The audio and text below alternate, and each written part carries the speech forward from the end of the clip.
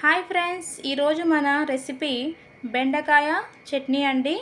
చూడండి, బెండకాయ చట్నీలో కావాల్సిన పదార్థాలని మీకు చూపిస్తున్నాను. చూడండి, టమాటాలు, పచ్చిమిరపకాయలు, కొద్దిగా కొత్తిమీర అండి. ఈ మూడు కూడా చక్కగా శుభ్రంగా కడుక్కుందామండి. నీళ్ళలోకి కడిగేసి డేక్షలోకి వేసుకుందాం. ఈ విధంగా చూడండి, పచ్చిమిరపకాయలు కూడా శుభ్రంగా కడిగి వేసుకుందాం. మీరు కారం ఎక్కువ తినే వాళ్ళైతే ఎక్కువగా వేసుకోండి, తక్కువ తినే వాళ్ళైతే తక్కువగా వేసుకోండి బెండకాయ చట్నీలోకి. చూడండి, ఈ విధంగా అన్నీ వేసుకున్నాం. డేక్షలోకి కొత్తిమీర కూడా వేసుకున్నాము.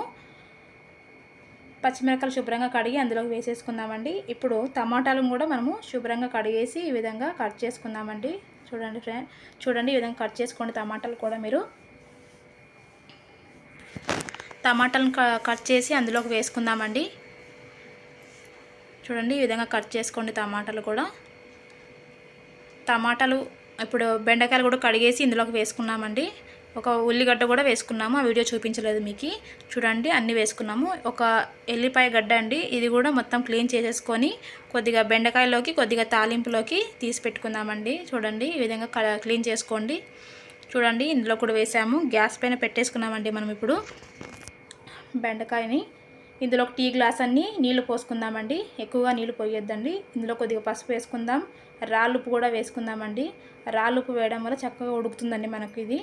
చింతపండు కూడా కడిగేసి శుభ్రంగా అందులోకి వేసుకుందామండి. చూడండి, మంట ఫాస్ట్గా పెట్టుకోండి. ఇప్పుడు 15 నిమిషాలు ఉడకాలండి మనకు. చూడండి, మూత పెట్టేసుకున్నాము. తర్వాతకి ఉల్లిగడ్డ, ఎల్లిపాయలు, కరివేపాకు, ఒట్టిమిర్చి అండి మూత పెట్టేసుకున్నాము. చూడండి, చక్కగా ఉడుకుతుంది మనకి ఇది.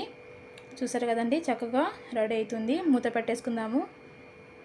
చూడండి, 15 నిమిషాలు అయిపోయింది. చక్కగా ఉడికిందండి మనకు. బెండకాయ చట్నీ రెడీ అయిపోయింది. పక్కన పెట్టేసుకొని రామేసుకుందామండి. చూడండి, ఉప్పు తక్కువ ఉంటే ఇందులో కొద్దిగా ఉప్పు కూడా వేసుకొని చక్కగా రామేసుకోండి. చాలా టేస్టీగా ఉంటుంది బెండకాయ చట్నీ. మీరు కూడా ట్రై చేసి చూడండి. ఈ విధంగా రాముకుందామండి దీన్ని చట్నీని. ఇందులోకి తాలింపు పెట్టుకుందాం. మనం ఇప్పుడు గ్యాస్ పైన కడాయి పెట్టుకొని ఇందులో కొద్దిగా ఆయిల్ పోసుకుందామండి.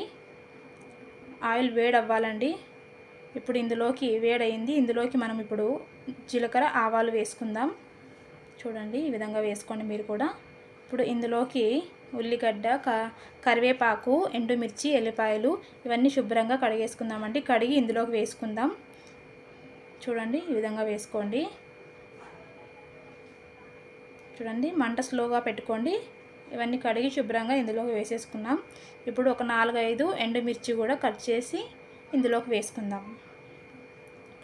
చూడండి, ఈ విధంగా వేసేసుకొని మంట కొద్దిగా ఫాస్ట్గా పెట్టుకొని గరిటెతో కలుపుకుందామండి మనము. చూడండి, ఈ విధంగా కలుపుకోండి మీరు కూడా గరిటెతో. చూడండి, ఇది ఒక 2-3 నిమిషాలు మనకు ఫ్రై కావాలండి. చక్కగా ఉల్లిపాయలు, ఎల్లిపాయలు అన్నీ ఫ్రై కావాలి మనకు చక్కగా. తర్వాత అనేది మాడిపోకూడదు. మనకు రెడ్గా వస్తే చాలండి. బెండకాయ చట్నీ చాలా టేస్ట్గా ఉంటుంది. చూడండి, రెడీ అయిపోయింది మనకు. ఇప్పుడు ఇందులోకి మనము బెండకాయ చట్నీ వేసుకుందాం. చూడండి, ఈ విధంగా వేసుకోండి. చూడండి, ఈ విధంగా వేసుకొని కొద్దిగా కలుపుకుందాం. మంట స్లో తక్కువ పెట్టుకోండి గ్యాస్ని. చూడండి, ఈ విధంగా మొత్తం చట్నీని కూడా వేసేసుకుందాం అందులోకి. చూడండి ఫ్రెండ్స్, ఇప్పుడు చక్కగా మనము కలిపేసుకుందామండి గరిటెతోన చట్నీని. చూడండి, ఈ విధంగా పట్టుకొని ఆయిల్ అంతా కూడా చట్నీలో మిక్స్ అయిపోవాలండి. బెండకాయ చట్నీలోకి ఆయిల్ మిక్స్ అయిపోతే సూపర్ టేస్ట్గా ఉంటుందండి. చాలా టేస్ట్గా ఉంటుంది. రాగి ముద్దలోకైనా అన్నంలోకైనా చాలా టేస్ట్గా ఉంటుందండి. సింపుల్ రెసిపీ అండి. మీరు కూడా ట్రై చేసి చూడండి. చూడండి ఫ్రెండ్స్, సూపర్గా రెడీ అయిపోయింది. మరొక గిన్నెలోకి మనము తీసి పెట్టుకుందాం దీన్ని. నచ్చితే లైక్ చేయండి ఫ్రెండ్స్, కామెంట్ కూడా చేయండి. సూపర్ చట్నీ ఫ్రెండ్స్ ఇది. మీరు కూడా ట్రై చేసి తప్పకుండా చూడండి.